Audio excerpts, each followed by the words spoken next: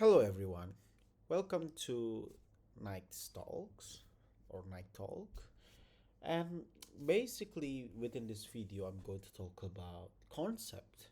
And this is interesting because I'm going to yap about concept. Sorry, and basically, why do I yap about concept? Because I do think that concepts are very much interesting and pretty much students, especially in developing countries, um, sometimes they don't grasp some basic concepts because of some teaching techniques or educating techniques that are not yet enough for them to learn or to basically to delve into. Now, let's go to talk about what is concept. This is a very important question. How do we characterize concept? And this is a very important thing. Okay, sometimes when we try to define some things, we don't have to go to like Cambridge dictionaries or we go to Harvard. No, there's no. I don't know if there's any Harvard dictionaries or whatsoever. I mean, like perhaps like yeah, Cambridge or Oxford dictionaries, etc., etc. I don't think that's necessary. Sometimes you just have to characterize it based on what you have known before you define it. So basically, let's say like this: a concept usually is let's say like gravity or laws or something else.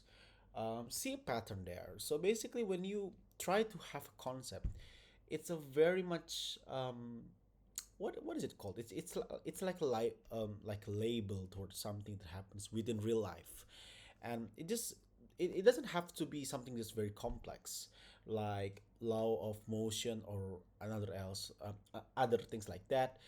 It can be as simple as gravity that literally just how things go and I mean like how things fall to the ground that basically happens because of two objects really attracting each other, or maybe in the case of what is it called, luminescence, or perhaps like I don't know. There's so many concepts. Concepts can be very much simple because they exist to describe reality. Now, why do we ascribe or we give the label towards something? It is to make that label also able to recall it soon. So basically, let's say you have um, what is it called? What is it called? Is it comb? Comp? I don't know how to pronounce it. Well, basically, let's say like this. Let's say I'm an alien, and then basically I have basically basic English, and I go to see this, and then I will say that okay, I will say this is what is it called? Griggy. What is it called? Okay, let's say I call it Griggy. Okay, okay. This is very much Griggy. Okay, now you have attached a certain concept to it.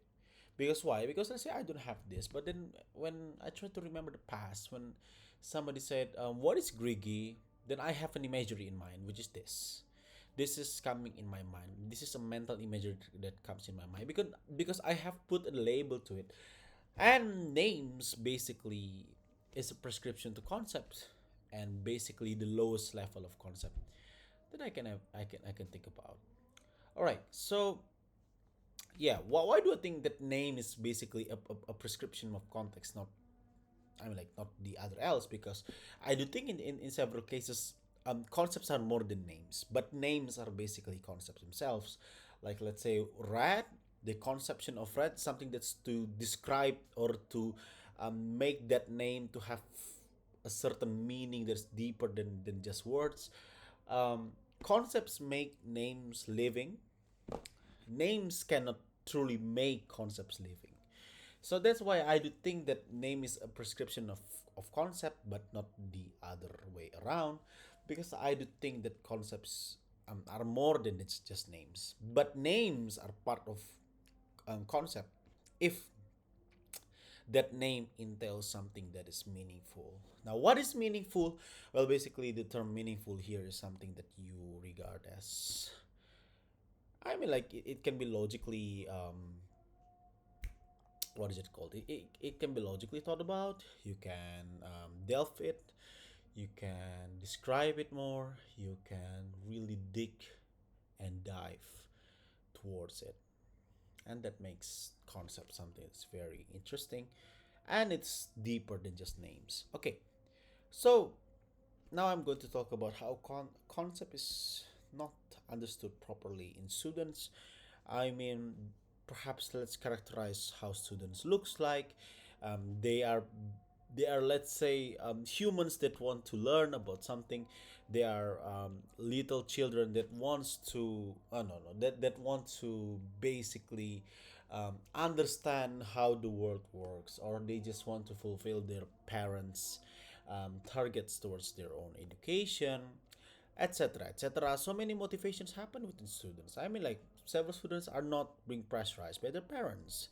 And several students are being too pressurized by their parents that they must learn, learn, and learn.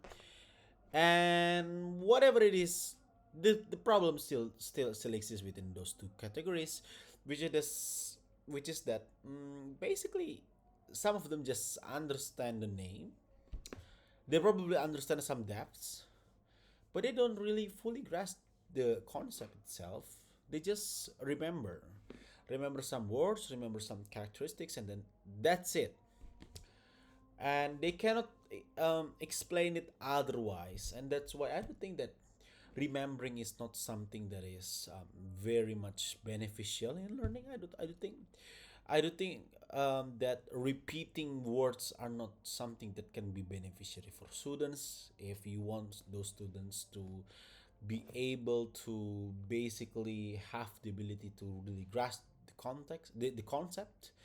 I mean, it's good, but if you repeat it over and over again, then that will not be good.